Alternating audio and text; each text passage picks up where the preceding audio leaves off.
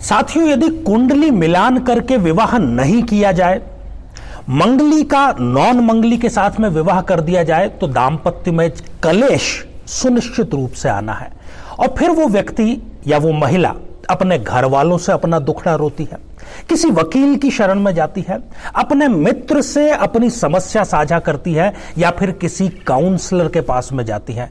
इन सभी के पास में आपको सांत्वना तो मिल सकती है, समाधान आपको नहीं मिल सकता, क्योंकि यह समस्या ग्रहों से जनित है। इसलिए इसका समस्या का समाधान ग्रहों के निमित्त ही हो सकता है।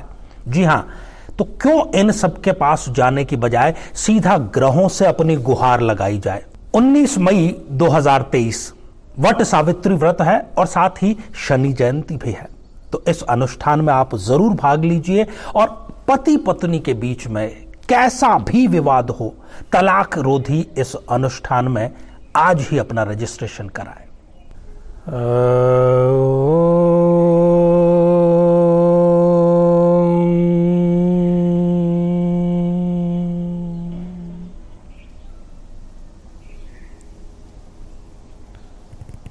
ओम पूर्णमदः पूर्णमिदं पूर्णात् पूर्णमुदच्यते पूर्णस्य पूर्णमादाय पूर्णमेवावशिष्यते। ओम शांति शांति शांति।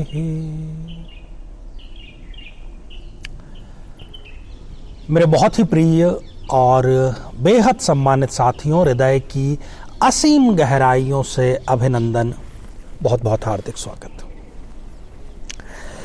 साथियों, इन दिनों एक बड़ा ही ज्वलंत मुद्दा आपने समाचार पत्रों में पढ़ा होगा, सोशल मीडिया में भी आपने पढ़ा और देखा होगा, या और किसी मीडिया के माध्यम में आपने जरूर देखा होगा। हालांकि मुद्दा तो काफी लंबे समय से ये चला आ रहा है, परंतु अभी इसको थोड़ी सी हवा मिल गई है। जी हाँ साथियों, हम चर्चा कर रहे हैं समलैंगिक विवाह के बारे में। समलैंगिक विवाह को क्या भारत में जैसे दूसरे विवाह होते हैं एक स्त्री और पुरुष के बीच में, उसके समकक्ष मान्यता दी जाए या ना दी जाए? सुप्रीम कोर्ट में मामला है और सुप्रीम कोर्ट और संसद के बीच में इसको लेकर के एक बहसबाजी भी हो रही है। तो आज के इस कार्यक्रम में हम ये जानने, ये समझने का प्रयास करेंगे, क्योंकि हमारा जो मूल विषय है वो ज्योतिष शास्त्र है। तो जैसे हम कुंडली मिलाते हैं, कुंडली जो मिलान है वो एक स्त्री और पुरुष का जब विवाह संपन्न होता है, तब जो जो मुख्य बिंदु होते हैं संतान को लेकर के या अन्य दूसरे जो भी हैं, तो कौन कौन सी चुनौतियां आ सकती है एक समलैंगिक विवाह करने से पहले? क्या उनको कुंडली मिलानी चाहिए? क्या ये सार्थक है भी या नहीं? क्या ये शास्त्र सम्मत है भी या नहीं? दूसरे जो विषय से भटक करके हम उधर नहीं जाएंगे ज्यादा। तो साथियों, एक शब्द आपने सुना होगा, योग। विवाह भी एक योग ही है, तभी हम ज्योतिषी से पूछते हैं ना कि मेरे विवाह का योग कब है। जब दो चीजों का मिलन होता है तो मिलन की एक शर्त है साथियों, और वो शर्त यह है कि उस मिलन से कुछ निर्माण हो। ऐसा ना हो कि उस मिलन से, उस योग से कुछ समाप्त हो रहा हो या कुछ विध्वंस हो रहा हो। क्या आपको नहीं लगता कि समलैंगिक जो विवाह है वो निर्माण तो कुछ नहीं करता, विध्वंस जरूर करता है, मान्यताओं का, मूल्यों का, परिवार नामक संस्था का। और उनके साथ ही आगे, चूंकि वो पितृ ऋण को तो पूरित नहीं ही कर सकते, तो कुल मिलाकर के ये योग, अच्छा ये केवल यहां तक की बात नहीं है, पति और पत्नी मतलब एक स्त्री और एक पुरुष का जब योग होता है तो उससे क्या उत्पन्न होता है? संतति की उत्पत्ति होती है, और उसी प्रकार से ये संसार चल रहा है। एक और एक, इन दोनों का जब योग होता है तो हमें क्या प्राप्त होता है? दो प्राप्त होता है, कोई नई चीज प्राप्त होती है। हाइड्रोजन के 2 परमाणु जब ऑक्सीजन के 1 परमाणु के साथ में योग कर लेते हैं तब हमें जल की प्राप्ति होती है, जल जो कि जीवन है। तो कहने का अर्थ यह है, सिंपल सी, बहुत कोई इसमें रॉकेट साइंस भी नहीं है, कि जब योग हो तो कुछ ना कुछ निर्माण होना अनिवार्य है और तभी वो उस योग की सार्थकता सिद्ध करता है। और भारत में तो विवाह को जन्म जन्मांतर का संबंध माना गया है।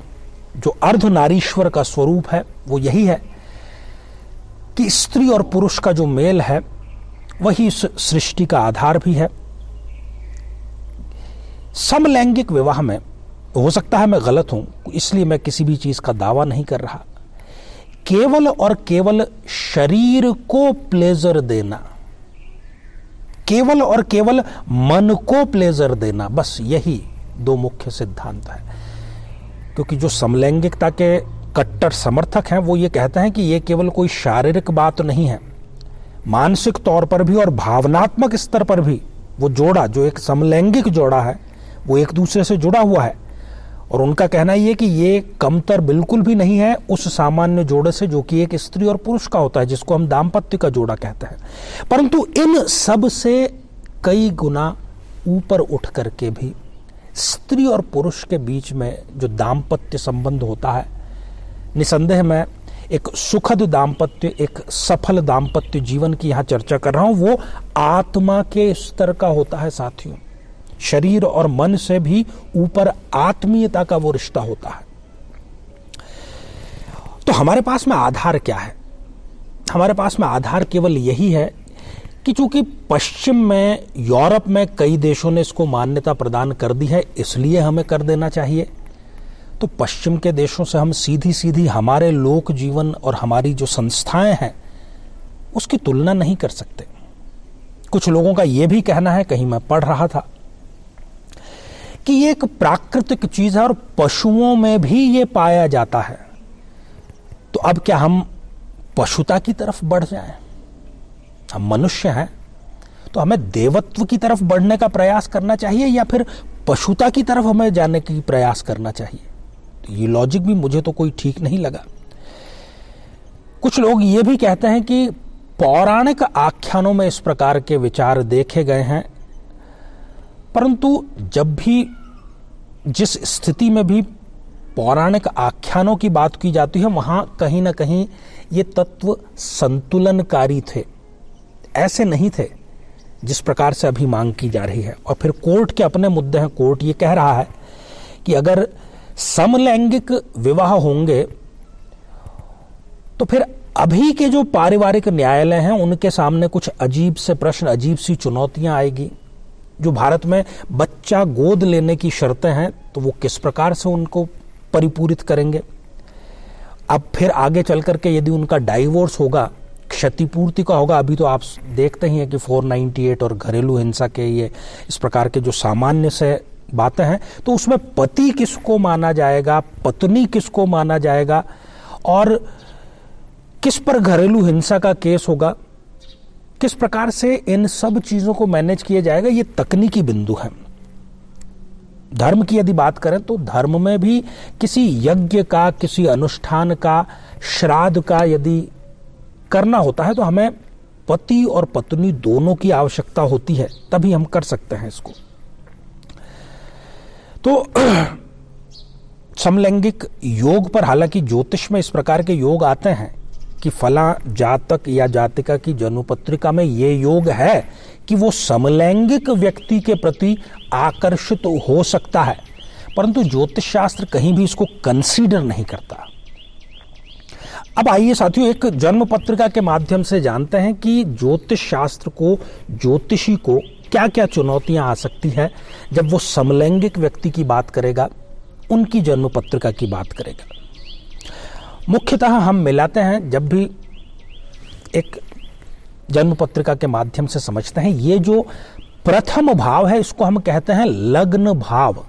जब हम सामान्य तौर पर एक स्त्री और पुरुष की कुंडली मिलाते हैं तो हम देखते हैं कि उन दोनों का स्वभाव एक दूसरे से मेल खाएगा या नहीं खाएगा, वो एक दूसरे को शारीरिक सुख दे पाएंगे या नहीं दे पाएंगे, ये विचारणीय बिंदु सिर्फ विपरीत लिंगी पर आश्रित होकर के हमें करना पड़ता है। समलैंगिक व्यक्ति पर यह विचार ज्योतिष शास्त्र में लग्न को लेकर के नहीं किया जा सकता। ये बड़ी चुनौती है। फिर चलिए हम बात करते हैं, जब हम सामान्य कुंडली मिलान करते हैं तब हम चतुर्थ भाव को भी देखते हैं, जो सुख का तो है, परंतु चतुर्थ भाव से यह भी देखा जाता है कि इस व्यक्ति के आगे चल करके कहीं एक्स्ट्रा मैरिटल अफेयर तो नहीं हो जाएगा, कहीं ये अपने पति या अपनी पत्नी को छोड़ करके किसी तीसरे व्यक्ति में आकर्षित तो नहीं हो जाएगा। नैतिक चरित्र की यहां पर हम विचार करते हैं जब भी कुंडली मिलान करते हैं। तो विपरीत लिंगी व्यक्ति से एक्स्ट्रा मैरिटल नैतिक चरित्र ये अपने आप को बचा पाएगा या नहीं बचा पाएगा, पर समलैंगिक विवाह में वो अभी भी समलैंगिक से आकर्षित है। आगे भी चूंकि उसकी शारीरिक संरचना, उसके विचार, उसकी भावनाएं ऐसी ही हैं, तो फिर वो समलैंगिक किसी दूसरे समलैंगिक व्यक्ति के प्रति आकर्षित होगा या होगी। तो यहां पर भी ये बड़ी चुनौती है कि जो नैतिक चरित्र है उसको डिफाइन कैसे किया जाए और कैसे उसको विपरीत लिंगी व्यक्ति के साथ में जोड़ा जाए।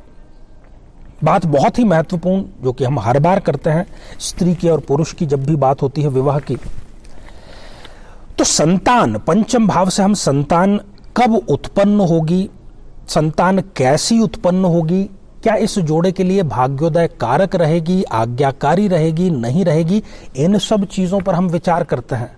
पर समलैंगिक जोड़े में चूंकि प्राकृतिक तरीके से, कि उनके अपने तर्क हैं, तो प्राकृतिक तरीके से तो संतान उत्पन्न हो नहीं सकती, तो फिर इस बात में, इस भाव में क्या विचारणीय तथ्य बच जाता है, समझ से बाहर है। साथियों, खासतौर पर जब हम शादी की बात करते हैं, कुंडली मिलान की बात करते हैं, सप्तम भाव सर्वाधिक महत्वपूर्ण भाव होता है। तो एक सामान्य जोड़ा स्त्री और पुरुष का, उनका दाम्पत्य जीवन कैसा रहेगा, काम क्रीड़ा में वो एक दूसरे को सुख प्रदान कर पाएंगे नहीं कर पाएंगे, इस बारे में विचारणीय होता है। और यदि समलैंगिक की मैं यहां पर बात करता हूं तो मुझे लगता है कि जो गृहस्थ आश्रम की जो शास्त्रों में उल्लेख मिलता है उसके ये कदापि उचित नहीं है, और उनके लिए जो काम क्रीड़ा है वो मात्र और मात्र शारीरिक प्लेजर है, इससे ऊपर उठ करके कुछ भी नहीं है। इसलिए इसको हम सार्थक बिल्कुल भी नहीं कह सकते, और इस पर विचार करना भी एक अजीब स्थिति में डालता है ज्योतिष शास्त्र को। साथियों, जब भी हम एक सामान्य जोड़े की कुंडली मिलान करते हैं तब मैं खासतौर पर बच्चियों के लिए, बहनों के लिए अष्टम भाव जरूर देखता हूं, और वो इसलिए क्योंकि उनको ससुराल से कितना लाभ मिलेगा। एक बच्ची को अपना घर छोड़ करके ससुराल में जाकर के आगे की जिंदगी पूरी बितानी होती है, तो ससुराल से उसको लाभ मिलेगा या नहीं मिलेगा, अष्टम भाव से हम विचार करते हैं। किसी प्रकार का गुप्त रोग जातक या जातिका को होगा या नहीं होगा, ये भी हम अष्टम भाव से विचार करते हैं। और फिर चुनौती सबसे बड़ी ये है समलैंगिक विवाह में, जब इसको परिवार ने, समाज ने मान्यता ही नहीं प्रदान की है, तो फिर ससुराल से लाभ की तो प्रश्न ही यहां पर उत्पन्न नहीं होता। और रोगों की मैंने आपको चर्चा की, ये भी मैं कहीं पढ़ रहा था कि इस प्रकार के जो समलैंगिक संबंध होते हैं उसमें विज्ञान सम्मत बात है, मेडिकल साइंस इस बात को कहता है कि इस प्रकार के रोग समलैंगिक रिश्तों में कई गुना, हजारों गुना अधिक प्रतिशत से बढ़ते हैं। लगभग वो अप्राकृतिक श्रेणी में शायद इसीलिए रखा गया है। कुंडली मिलान में नवम भाव की भी बड़ी बड़ी बड़ी महत्ता है साथियों। एक गृहस्थ आश्रम के जो कर्तव्य हैं वो पति या पत्नी ठीक से निभा पाएगा नहीं निभा पाएगा, पौत्र सुख उसको होगा नहीं होगा। अब जब ये कृत्य ही शास्त्र और धर्म संसदें, साधु संत जब इसको धर्म विरुद्ध आचरण कर रहे हैं तो फिर इस भाव से भी उसका मेल मिलान करना कदापि उचित नहीं है। और पौत्र सुख का तो खैर प्रश्न ही नहीं उठता। जब हम संतान के बारे में आगे नहीं बढ़ सकते तो पौत्र की तो फिर बारी आएगी ही कहां से। तो साथियों, ये कुछ व्यावहारिक चुनौतियां हैं। निर्णय संसद को करना है, निर्णय सुप्रीम कोर्ट को करना है, निर्णय प्रबुद्ध जनों को करना है और निर्णय ये सोच समझ करके करना है कि इसके दूरगामी निर्णय क्या होंगे। कदापि हम पश्चिम से होड़ करते हुए कि उन्होंने किया तो आंख मूंद करके हर चीज अपना ली जाए, ये कदापि उचित नहीं है। और मैं जहां तक समझता हूं कि सिर्फ वैवाहिक मान्यता को यदि छोड़ दिया जाए तो इसके अतिरिक्त भारत में समलैंगिक जोड़ों को भी कानूनी संरक्षण भी है और ऐसा नहीं है कि उन पर कुछ ऐसी बन आई है कि अब जब तक विवाह को उनके मान्यता नहीं मिल जाती तो उनका जीना दूभर हो जाएगा, ऐसी कोई बात नहीं है। तो जन्म कुंडली मिलान को लेकर के इस प्रकार के कुछ प्रश्न हमें कमेंट्स के माध्यम से भी मिले थे, तो उसी वजह से ये जो आज का कार्यक्रम है ये हमने बनाया। तो साथियों, इस कार्यक्रम को हम समाप्त करें इससे पहले एक बेहद जरूरी सूचना कि यदि आपके दाम्पत्य जीवन में किसी प्रकार की कोई खटास की स्थिति है, तलाक जैसी नौबत आ गई है या तलाक की ही नौबत आ गई है, तो 19 मई 2023 वट सावित्री का दिवस भी है, शनि अमावस्या भी है और हम एक अनुष्ठान करने जा रहे हैं टूटते हुए विवाह को बचाने का। चाहे किसी भी स्तर तक पहुंच गई हो वो बात टूटन की, आप इसको बचा सकते हैं यदि 1% भी आपके मन में इस विवाह को बचाने की इच्छा है तो अधिक जानकारी के लिए आप जो नंबर है इस पर संपर्क करके जानकारी ले सकते हैं। तो आज के लिए केवल इतना ही और इसी मंगल कामना के साथ में कि आप सभी स्वस्थ, समृद्ध और शांतिपूर्वक जीवन व्यतीत करें। नमस्कार।